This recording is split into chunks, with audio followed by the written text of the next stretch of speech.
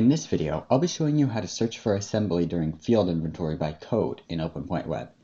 This will demonstrate finding a specific assembly code by searching for it using the Find Code button.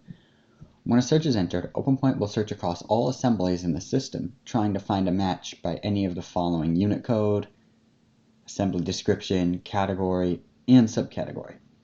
While on the construction units and plant screen, go ahead and click on the orange plus button to open up the details page and select Find Code.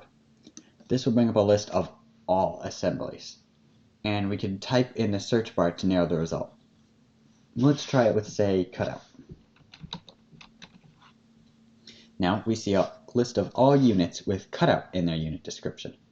We can go ahead and select the assembly we want, and then there we go. It's filled out some of the details for us so it fits, and we just need to fill in the rest. And we could go ahead and click Save. And there we go. It's all created easily. If your first search didn't bring up what you needed, you can always try a new similar term and see if that gives you what you're hunting for.